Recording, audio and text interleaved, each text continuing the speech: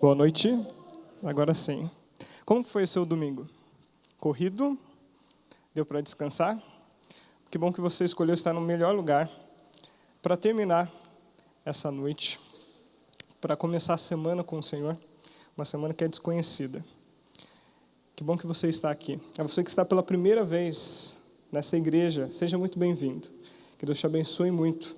E a você que está nos acompanhando pela internet, não vemos a hora que vocês possam estar aqui com a gente. E que Deus te abençoe onde você estiver. Eu gostaria que, antes de nós começarmos mesmo o sermão, pudéssemos orar. Vamos orar? Querido Deus, muito obrigado, Senhor, por estar em Tua casa, te adorando, a Ti toda a honra e toda a glória. E nós pedimos a Tua presença, que venhamos a sair daqui bem melhores do que como entramos. No santo nome de Jesus, pedimos e te agradecemos. Amém. Você gosta de fotos? Nem todo mundo gosta de tirar uma. Isso é bem verdade. Mas a maioria das famílias tem aquele álbum de foto que de vez em quando a gente tira lá da poeira e a gente começa a folhear. Você já passou por essa experiência? E daí você olha para o seu cabelo há 15 anos atrás, 20 anos atrás. Daí você fala, como é que eu fui usar um negócio desse? Tem uma das fotos lá na casa dos meus pais, que é a minha formatura de 8ª série, 9º ano. Eu ainda não tinha o privilégio de estudar em colégio adventista, minha família estava vindo. E aquele cabelo que eu saí na foto, eu falei, mãe, por que você não bateu em mim?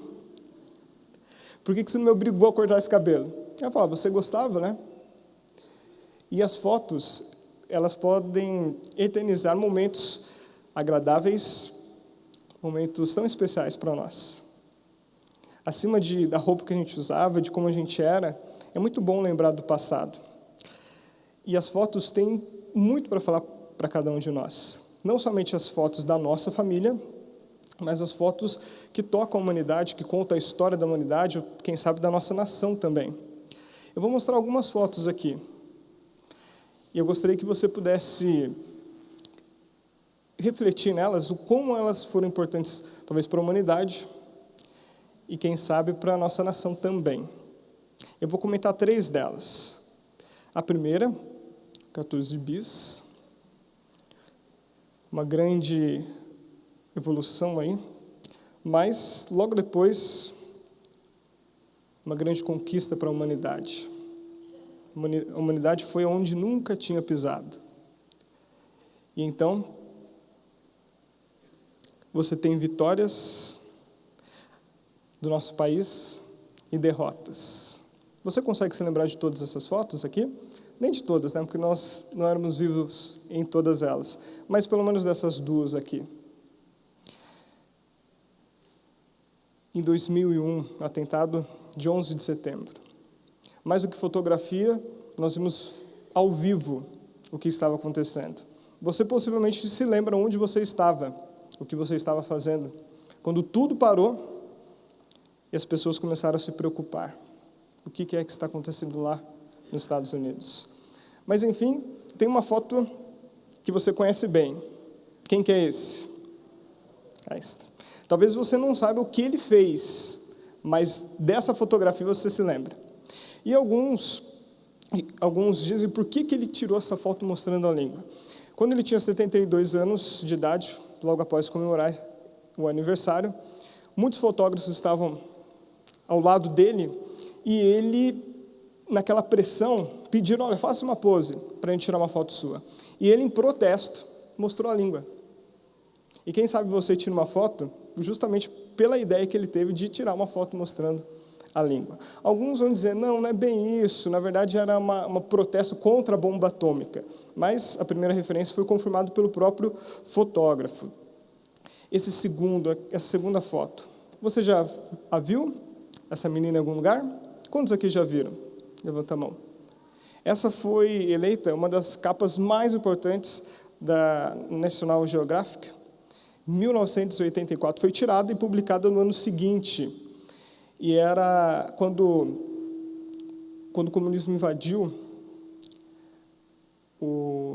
Fugiu o nome agora. Mas quando houve uma guerra e os refugiados tiveram que avançar para outro país, essa menina ela foi flagrada por Mark Curry, um grande fotógrafo, e ele dizia, menina afegã, e ela fugia da invasão da União Soviética. E veja os olhos de desespero dessa menina, se tornou uma das capas mais importantes. E só anos depois, quando essa menina de 12 anos, que nem sabia o nome, completou 30 anos, que o fotógrafo conseguiu encontrá-la. Ela já estava no país de origem dela, com mãe de 3 filhos.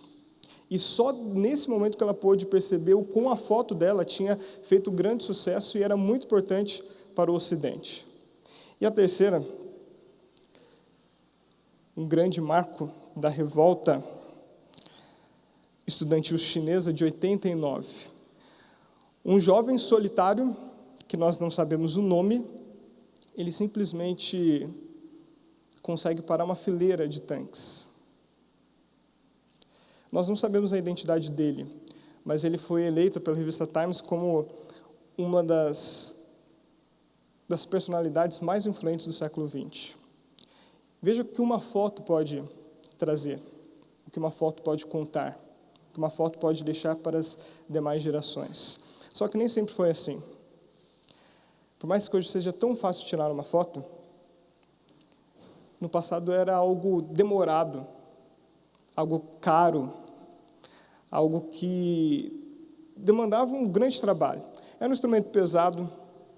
A família, quando tirava foto, ela se preparava, na verdade, o dia inteiro para tirar foto. Você precisava tomar banho, você precisava colocar a melhor roupa para poder sair bem na foto. E daí você tem uma das fotos aqui, e a gente pode dizer, poxa vida, né? As pessoas, elas saíam muito sérias, carrancudas nessas fotos. Mas era que você precisava esperar muito tempo para tirar uma. Só que isso passou. E então, veio as novas máquinas, até que surgiu essa aqui, ó. Essa aqui já é, mas a segunda especialmente, onde você podia separar algumas poses. Você lembra quantas poses eram? 12, 24, 36. E era caro, não era tudo, você não tirava foto de qualquer coisa, porque você tinha um máximo possível de fotos, então você tinha que esperar o momento certo para você tirar essa foto, para que essa foto pudesse ser gravada. Então não era nem a criança tocava na máquina, era o adulto que tirava as fotos, que era o responsável por isso. Só que de 12, 24, 36 poses, que nós ficávamos tão felizes, íamos para o centro revelar essas fotos em 1 hora. Dentro do envelope a gente pegava aquelas fotos e começava a relembrar, só que tinha um problema. E vocês conseguem se lembrar da expressão queimar o filme? Conseguem se lembrar? Qual que era o problema? Era que se você não ajeitasse a máquina no finalzinho, por mais que você tirasse todas aquelas fotos, o que acontecia? Queimava. E a decepção de que você tirou a foto da sua viagem de formatura, do aniversário do seu filho, quando você encontrou sua família, e você não teria mais o registro para isso. Mas, enfim, mudou. Até que tivemos a invenção da máquina, que revelava imediatamente, mas era muito caro. Mas até que chegou, então, a máquina digital. E nós não estávamos preparados para, de 36 poses, inventarmos quanto nós quiséssemos. E o nosso computador, basicamente, ficou só de fotos. Só que o tempo mudou ainda. Hoje nós não precisamos de uma máquina fotográfica. Nós já temos uma das funções do nosso celular, é de tirar foto instantâneo. E você tem máquinas que funcionam até embaixo d'água, celulares. Momentos que você pode registrar e publicar instantaneamente. Tanto é que em 2014, ano passado, não foi a invenção, mas foi conhecido como o ano da selfie, onde as pessoas realmente começaram a tirar muito e a publicar isso. Esse foi conhecido Esse foi o ano da selfie. E a selfie, ela tem uma qualidade que as outras fotos não têm. Nós nunca tiramos tantas fotos de nós mesmos e podemos escolher qual é melhor. E as selfies, elas podem registrar momentos que nós não percebemos. Uma delas, essa jornalista, Kelly Nash, em 2013. Veja o que está vindo na direção dela. O pior é que essa bola não atingiu a cabeça dela. E ela só foi perceber que ela teve esse risco depois que ela foi ver a foto. E ela, na hora de publicar, ela disse, olha, essa foi a foto mais perigosa, a selfie mais perigosa. Mas, na verdade, não foi. A selfie mais perigosa. E olha como as pessoas são loucas para conseguir o maior número de curtidas possível. Dê uma olhada nesse jovem. Nesse jovem aqui, Christian. Ele foi conhecido por tirar a selfie mais perigosa, arriscando a própria vida por conta disso. Veja que ponto que as pessoas chegam para chamar atenção, para ter algum segundo de fama, eles são capazes de arriscar a vida. Isso se tornou tão sério, pelo menos na Rússia, que eles começaram uma campanha a dizer, cuidado com a selfie que você tira. A sua vida vale muito mais do que diversas curtidas. E no ano passado, 10 pessoas morreram na Rússia justamente por causa de selfies arriscadas, sendo que 100 delas acabaram se ferindo, mas 10, infelizmente, acabaram morrendo. E as selfies, ela tende a ser mentirosa. Não estou dizendo aqui que nós não podemos tirar, faz parte, mas elas tendem a ser mentirosas. As pessoas, elas preferem tirar a própria fotografia quando ela está num shopping, comendo do bom e do melhor, ou ela tira durante a semana quando ela está comendo num lugarzinho qualquer, uma marmita. É no melhor lugar. Você sabia que existem pessoas que elas têm a coragem, ou talvez a doença, que a gente pode dizer, de entrar numa loja de grife, se vestir da melhor roupa possível, não conseguir comprar nada ou apenas uma peça, mas quando ela vai no vestuário, ela tira a foto dela para poder publicar e dizer, olha como eu sou bom. Por isso que as selfies tendem, não todas, é claro, tendem a ser mentirosas, escondendo aquilo que realmente nós somos. E fazendo um paralelo com a Bíblia, como seria o meu e o seu retrato? Se todos nós gostamos de mostrar o nosso momento através das fotografias e publicar essas fotografias nas redes sociais, e nós não gostamos, escondemos ao máximo aquilo que nós não queremos que os outros venham saber, mas se Deus pudesse tirar uma foto nossa, como seria essa foto? Será que nós teríamos coragem de publicar em nossa rede social? O nosso verdadeiro retrato. E diante disso, Jesus contou uma parábola de alguém que disfarçava a sua realidade e alguém que não aguentou disfarçar quem ele era e abriu o coração totalmente a Deus. E pensando como seria a nossa foto, eu gostaria de convidar você a ler Lucas, no capítulo 18, a partir do verso 9.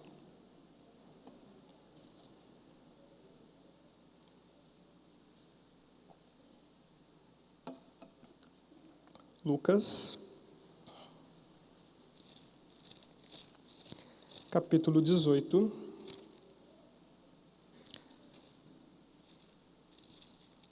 a segunda parábola.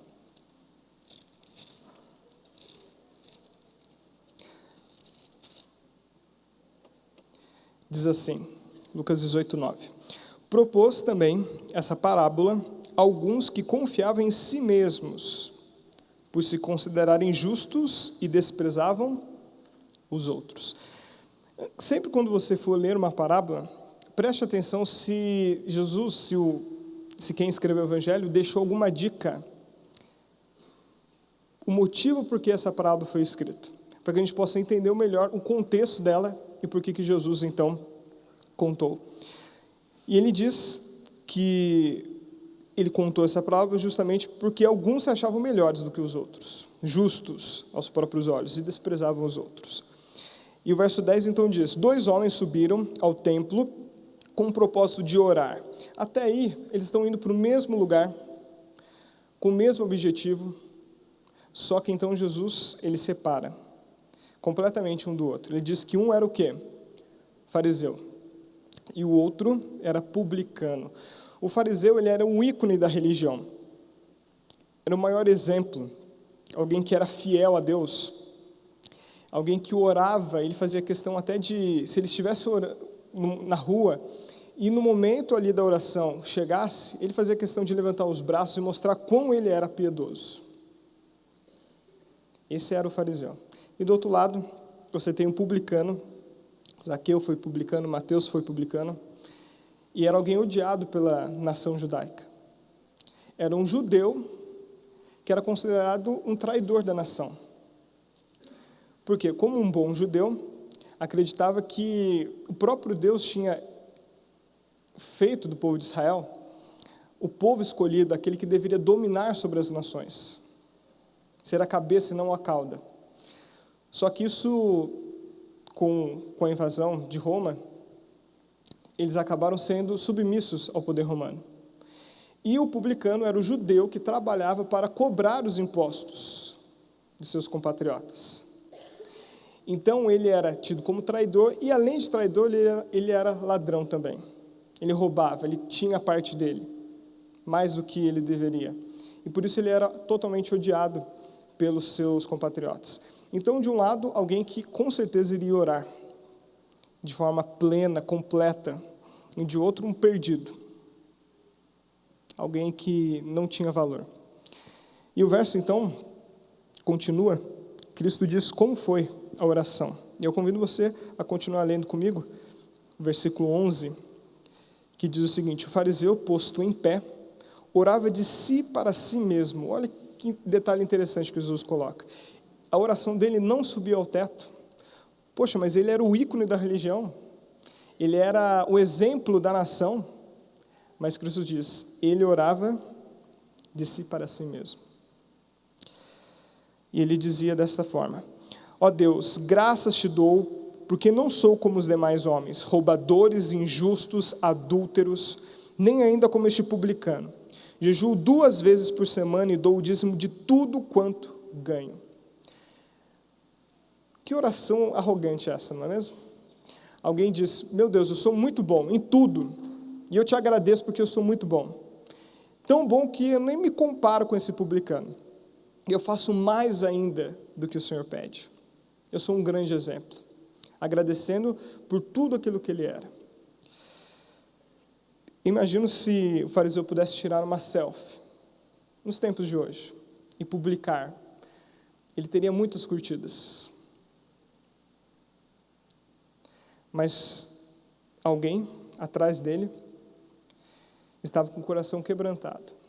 E no verso 13, você tem a oração do publicano, que diz assim, verso 13: o publicano estava em pé, longe, e não ousava nem ainda levantar os olhos ao céu, mas batia no próprio peito, dizendo, ó Deus, sê propício a mim, pecador. E Cristo termina no verso 14 dizendo, digo-vos que este desceu justificado para a sua casa, e não aquele, porque todo o que se exalta será humilhado, mas o que se humilha será exaltado. Aos olhos humanos, em uma fotografia, o fariseu parecia muito mais influente, alguém próximo de Deus, alguém de confiança. Mas e aos olhos de Deus? Quem era o publicano e quem era o fariseu? Cristo disse que a oração, apesar da oração do fariseu talvez ser tão especial, que engrandeceu o coração dele, isso nem chegou a Deus. E o coração quebrantado da oração do publicano, esse sim, foi ouvido por Deus. E ele desceu justificado. Aos olhos humanos, completamente diferente dos olhos divinos. E a nossa fotografia, quem sabe seja a real fotografia, a real foto, seja ou do publicano, enganando para si mesmo, vivendo uma falsa religião, ou quem sabe a do publicano com o coração quebrantado, dizendo: meu Deus, sê propício a mim, eu sou pecador, eu preciso de ti. Mas não somente esses personagens que Cristo colocou nessa parábola, implorou a Deus, ou disfarçou quem ele era. Paulo, o grande apóstolo Paulo, ele diz de uma luta interna. Ele disse: olha, talvez por fora eu sou o grande apóstolo Paulo, mas olha quem eu sou por dentro. E olha a coragem que ele teve de escrever isso em Romanos. E eu vou convidar você a abrir em Romanos capítulo 7.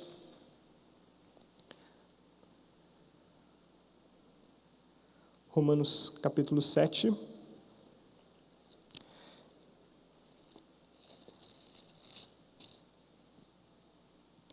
A partir do verso 15. Nós não vamos ler todos os versos. Lendo o verso 15, diz o seguinte: porque nem mesmo compreendo o meu próprio modo de agir, pois não faço o que prefiro, e sim o que detesto. Verso 18, porque eu sei que em mim, isto é, na minha carne, não habita bem nenhum, pois o querer o bem está em mim, não porém o efetuá-lo. Alguns comentaristas vão dizer essa é a experiência de Paulo antes de ele conhecer a Cristo. Mas muitos, e essa é também a minha crença, de que Paulo está dizendo do dia dele, mesmo depois da conversão. Todos nós temos, assim como Paulo apresentou, uma luta, uma guerra dentro de nós. Você sabe muito bem disso. Não é novidade para ninguém, por isso que nós estamos nessa noite aqui. E o verso continua, a partir do verso 22. Diz o seguinte: porque no tocante ao homem interior, tenho prazer na lei de Deus, mas vejo nos meus membros outra lei que, guerreando contra a lei da minha mente, me faz prisioneiro da lei do pecado que está nos meus membros. Desventurado homem que sou, quem me livrará do corpo dessa morte? Graças a Deus, por Jesus Cristo, nosso Senhor, de maneira que eu, de mim mesmo, com a mente, sou escravo da lei de Deus, mas segundo a carne, da lei do pecado. Aqui, Paulo está dizendo: olha, eu nem compreendo nem o que acontece dentro de mim. Eu quero ser fiel a Deus, mas quando eu percebo, eu estou fazendo tudo errado. Você já teve essa experiência? Quem sabe ainda mesmo hoje? Eu sei o que é certo, mas algo dentro de mim me impulsiona para fazer aquilo que não está correto. Essa é uma luta que todos nós temos que enfrentar. Quando nós nascemos, já estamos em natureza pecaminosa. Salmo 51, verso 5 diz isso. Já nascemos em pecado, com a tendência a fazer tudo aquilo que não agrada a Deus, a nos afastar dele. Mas quando nós aceitamos a Cristo, Ele coloca uma outra natureza. A primeira ainda não morre completamente. Ela enfraquece, mas ela não morre. E essa segunda, a natureza espiritual, ela nos dá vontade e alegria de estar mais perto de Deus, de amar as coisas que Deus ama, de ouvir as coisas que Deus quer que cada um de nós venhamos ouvir, de envolver naquilo que nos faz estar mais perto dele. E por mais que Romanos capítulo 7 tenha esse ar escuro, essa guerra dentro de nós, e Paulo diz: desventurado homem que sou, quem que vai me livrar do corpo dessa morte? Onde está a minha esperança? É interessante que logo depois desse desabafo de Paulo, você tem um dos capítulos mais bonitos da Bíblia, que é o capítulo 8, verso 1. Ele diz: agora, pois, já nenhuma condenação há para os que estão em Cristo Jesus. Nós temos que aprender a ler a Bíblia, irmãos, sem essa divisão de capítulos e versículos. Não sei se você sabe, quando os apóstolos e os profetas escreveram a Bíblia, eles não separavam em números. Isso é mais recente. Isso é muito bom para que a gente possa achar os versículos da Bíblia, as histórias da Bíblia. Mas quando Paulo escreveu, talvez ele não tinha essa ideia de, isso é um novo capítulo. Ele está continuando a sua conversa com os irmãos que estavam em Roma e também com cada um de nós. Por mais que ele diz, desventurado homem que sou, mas ao mesmo tempo surge a esperança. E ele diz, agora, pois, nenhuma condenação há para aqueles que estão em Cristo Jesus. Então, por mais que, ao nosso ver, uma foto nossa, real, de como foi a nossa semana, de como nós somos, seja péssima para nós mostrarmos para as pessoas quem nós somos, mas nós não conseguimos esconder isso de Deus. Ele sabe aquilo que nós somos, mas Ele não nos deixa sozinhos, porque nele, unido, nós somos mais que vencedores. Se nós não estivermos pertinhos de Cristo, se nós não estivermos com saudade de Cristo, nós somos condenados, mas nele nós somos mais que vencedores. Porque a derrota foi fatal, mas a vitória é maior ainda. E agora, o que nós vamos fazer? Temos duas naturezas dentro de nós, uma brigando com a outra. Um dia, a natureza má, pecadora, que nos puxa para baixo, vai ter um fim. Isso na glorificação, quando Cristo voltar. Toda a vontade de pecar, todo pecado, toda amargura, tudo isso vai sair de nós. Mas enquanto esse dia não chega, nós estamos nos santificando, processo de santificação, onde nós estamos aprendendo a gostar das coisas que nós teremos lá no céu, cada vez mais perto de Cristo. Mas aquele que realmente está andando, e a irmã White diz isso, aquele que está mais perto de Cristo, mais vai se sentir pecador, porque Cristo está cada vez mais perto, e ela compara a pureza de Cristo com a nossa natureza. É terrível essa diferença. Agora, quem está longe, como o fariseu estava, ele já se achava o máximo. Eu já consegui muito. Mas Deus nos convida a hoje, por mais que há essa guerra dentro do nosso coração, a nos unir completamente a Ele. Mesmo que venhamos a cair, Ele está de braços abertos para nos receber. E diante dessa guerra, como que a gente pode ilustrar a vitória? Somente somos salvos por Cristo, por aquilo que Ele fez por nós. Mas nós não somos salvos pela graça para viver na desgraça. Ele quer mudar o nosso coração. Existe uma outra parábola. Imagine 2 cães de briga, e eles vão se enfrentar daqui a 1 semana. E para um primeiro cão, você trata ele muito bem, ele tem um espaço para andar, ele come da melhor ração, ele tem água, é um super cão, muito bem tratado. E o segundo, você deixa ele preso, sem pegar sol, ele come um dia sim, um dia não, da pior ração, nem toma água direito, e depois de 1 semana os dois vão se enfrentar. Quem vai sair vitorioso? O primeiro. O primeiro está preparado, o primeiro está forte. E dentro de nós, é como se nós tivéssemos esses 2 cães. Qual é que nós estamos alimentando mais? Aquilo que eu estou ouvindo, aquilo que eu estou lendo, aquilo que eu estou conversando, pensando, assistindo, navegando, tem me aproximado mais de Cristo? Ou tem roubado a eternidade do meu coração? Não vamos a deixar nada ofuscar o brilho da glória de Cristo. Ele tem um plano todo especial para nós.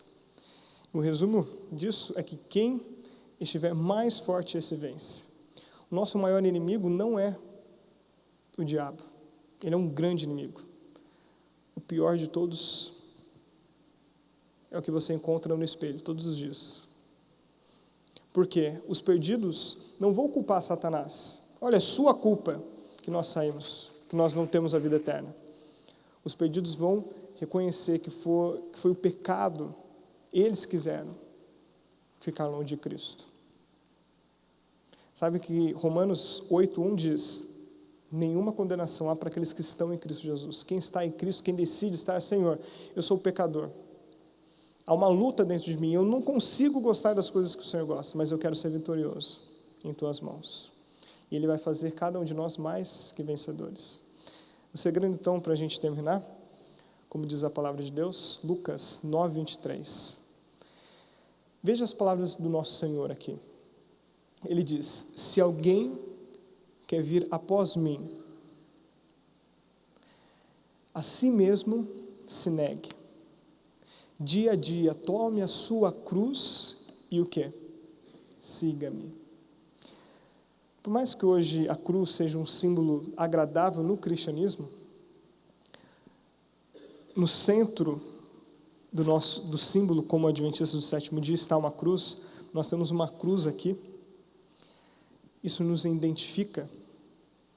Mas a cruz no tempo de Cristo não era um assunto muito que as pessoas gostavam muito de ouvir. Era a pior morte.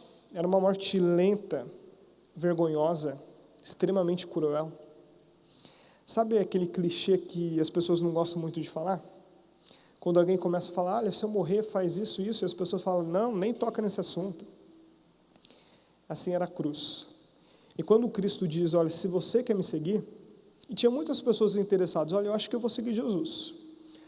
E Ele traz uma palavra muito forte, olha, se você quer me seguir, dia a dia, tome a cruz. Um escândalo, né? E siga-me. Se alguém quer vir a mim, a si mesmo se negue. Temos que crucificar o eu. Isso a gente não consegue sozinho. Você pode tentar de todas as maneiras, sozinhos estamos totalmente perdidos. Mas Cristo diz, se alguém quer vir a mim, a si mesmo se negue, dia a dia. Veja que é um processo todos os dias. Amanhã, quando você acordar, mais uma vez você vai ter que crucificar o eu. Interessante, crucificação. Ninguém consegue se crucificar sozinho. Imagina você mesmo tentando se crucificar. Talvez você consiga bater numa das mãos, talvez nos pés, mas a crucificação não vai ser completa. Somente Cristo pode tirar todo o erro que está no nosso coração. Um dia todo esse erro vai acabar na volta dele. Mas enquanto esse dia não chega, ele te convida a estar bem pertinho dele. Não importa qual seria a sua fotografia, a sua foto de hoje à noite. Cristo te aceita do jeito que você está. Mas Ele não quer deixar do jeito que você é. Ele quer trazer você bem pertinho dele. Nessa noite, Ele te convida a ser totalmente dele. Eu gostaria de chamar o quarteto para cantar nesse momento. Eles estarão encerrando a mensagem, uma extensão do sermão. E que em oração você fique, entregando todo o seu eu a Cristo, dizendo, Senhor, eu quero gostar das coisas que o Senhor gosta. Eu quero me acostumar com o céu. Eu quero amar as coisas que o Senhor ama.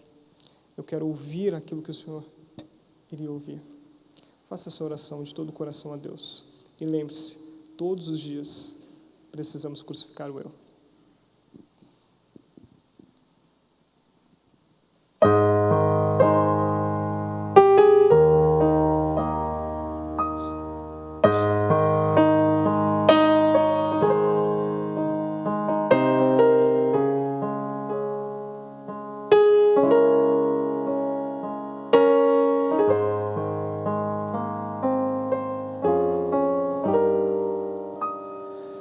Cristo, Cristo.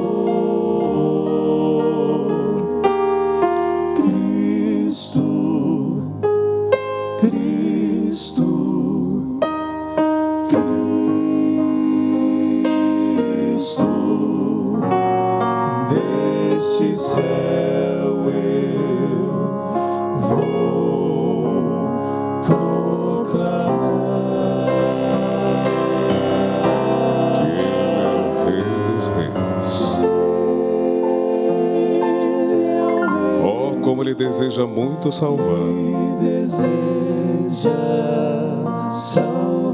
Para Deus não importa. Não importa o quão longe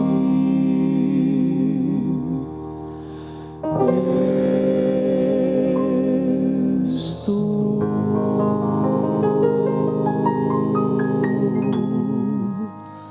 Vou servir. Porque te amo, tu morreste em meu lugar. Nada eu era sem conhecer-te.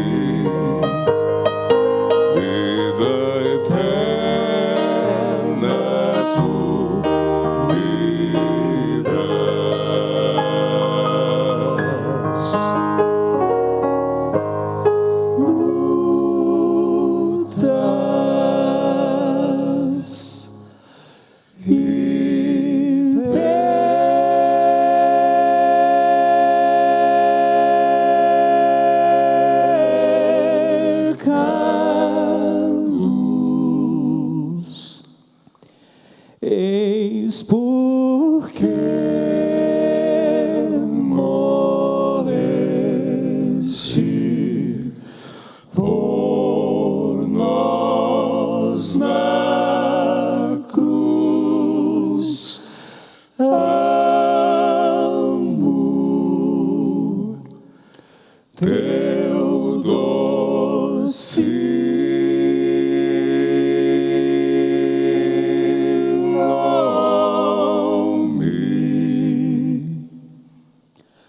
Pois morreste em meu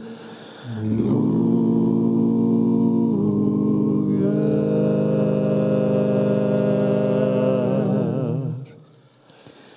Pois morreste em meu lugar.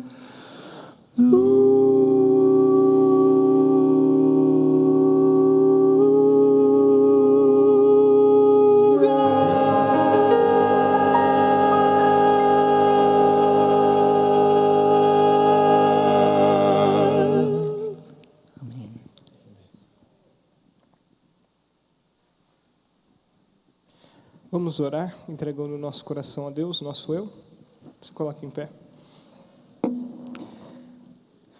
Senhor, queremos ser completamente teus.